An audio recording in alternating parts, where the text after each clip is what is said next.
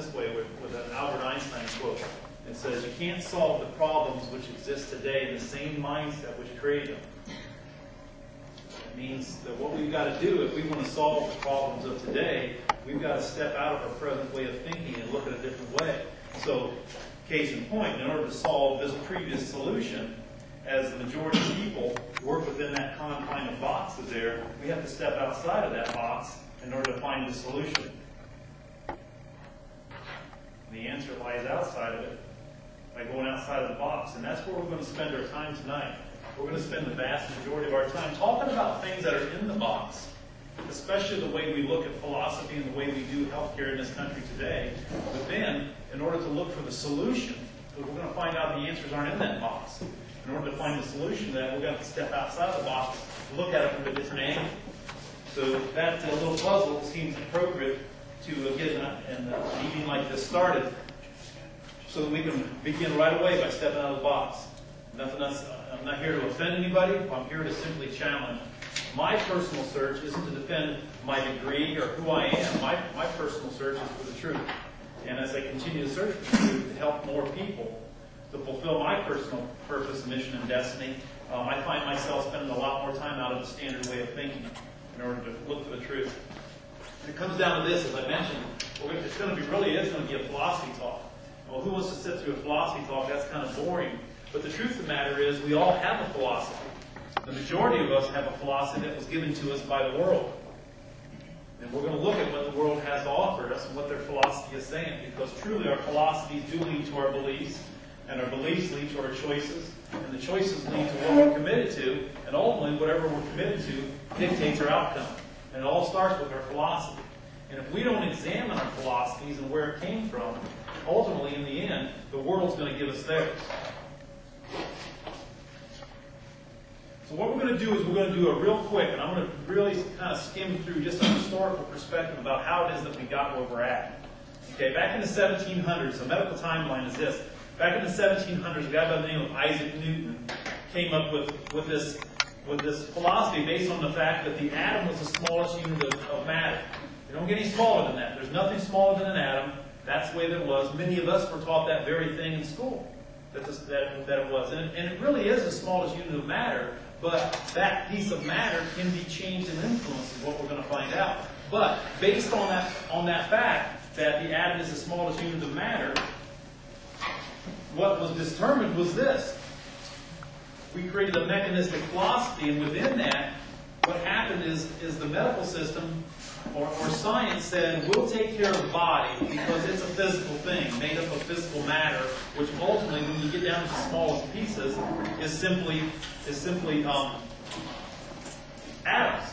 That's what it is. It's made up of atoms. So we're going to deal with the things that are truly matter and that we can see and measure. And anything that's smaller than that, or anything that has to do with energy or spirit, church, you take care of that. So they relegated anything with mind and spirit to the church, and they separated it out. And we've heard of body, mind, spirit. Okay, well in the Eastern country, in the Far East, they never separated those things. But here in the United States, we separated them and had science deal with the body and the physical realm. So then along after the mechanistic philosophy and this physical matter separation was done, in the 1847, the American Medical Association was formulated based on that Newtonian model that the atom's the smallest thing. We in science are going to do all scientific research, and we're going to look at the body. Church, you take care of the mind and the spirit, and we're going to stay out of that. Okay? So some 50 years later or so, we're going to bring some more chairs in now. Some 50 years later, what we did is John D. Rockefeller comes along in 1900 and says, and really as a philanthropist, he was really looking to do some things to help mankind and make the world a better place. So what he wanted to do was standardize. He wanted to standardize the medical schools. There was some, at the turn of the century, 692, in my research, come up with that many schools. Some of them were teaching some stuff that wasn't very safe. So he wanted to standardize the whole thing, and it whittled down to about, when he got done with legislation, his political power, and all the other standardizations, it whittled down to about 130 medical schools in the United States. And from that point, those were funded with just simply research based on what? Based on this Newtonian model, that the body is all physical and is made up of atoms. We left to the church the spirit and the mind. All we did was study the physical matter. And as a result of that, here's where that philosophy has led us to. Now understand something.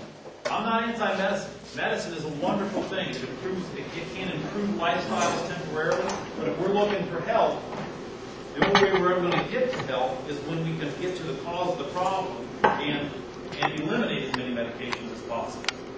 So, but at the turn of the century, as we have John D. Rockefeller stepping in and cleaning things up and raising the standards for medical schools, what that led to is this. It led to a medical school curriculum and a philosophy based on that Newtonian mechanistic model that said the body's all physical. And as a result of that, that led to certain medications that were formulated to treat certain things. That perpetuated funds from the big pharmaceutical companies to in turn fund research at those very medical schools to develop new drugs to treat that physical body, which in turn were taught to the medical students to in turn teach them what drugs were the latest and greatest to continually perpetuate this cycle, okay? Where we are training doctors to utilize drugs, which created profits, which they shared to continue to fund research. That funded research to develop more drugs and surgical procedures to in turn teach the medical schools to continually create profits for the pharma. And that's where we're at. That's how the whole system works. So once again, that started with a philosophy based on this. The body is a physical thing. The smallest unit of that body, that physical piece of matter, is the atom. And if we can take physical things, biochemical things, and treat those physical parts, we in turn can have an effect on those physical effects. Nobody asking what really caused those physical effects. We'll get to that. Some things that have spun out of that vicious cycle that I just shared with you this. Of the Fortune 500 companies in 2002, and these numbers are bigger now, I just didn't take the time to research them, the top pharmaceutical companies, the top 10 pharmaceutical companies that are in the Fortune 500 companies, they profited $35.9 billion, okay? And that's more than the other 490 top Fortune 500 countries combined. Those 10 companies profited more than the other 490 combined. Okay? The U.S. healthcare system is, there's only $2 trillion industries in the United States. One's the food industry. Hey, we got to eat. It's $1.2 trillion. And the other one is the healthcare system. It's $2.5 trillion. And of course, a large part of that goes to our pharmaceuticals. That $2.5 trillion is 18% of our gross domestic product. That means for every dollar that we spend as an American, 18 cents of that goes over the side toward healthcare. And that's one of the main reasons that this country is going into the recession, the trouble that we're having at this point. And that's why there's so much emphasis being put on healthcare reform and the way that we do things. And a lot of people are looking for answers. The cancer industry, an interesting little statistic, actually employs more individuals than they treat. When you go down and look at all of the different things, so when we, from the research and development of drugs and so on, so when we go back and we look at big pharma controlling these things, okay, and you look back at the turn of the century when we took what was then the philosophy that was simply accepted, it's the way that it was, okay? And even though we know now that it's different, we're still in this flat world mentality. I speak of the flat world mentality because, you know, we used to believe that the world was flat. If you sailed out in that ocean, you would eventually get to the end. You would fall off. And even though Columbus sailed around the ocean blue and come back in 1492, historical books show us that it took 150 years for society to generally accept the fact that the world's not flat. Some 4 or 5 generations later, we're still believing that the world is flat.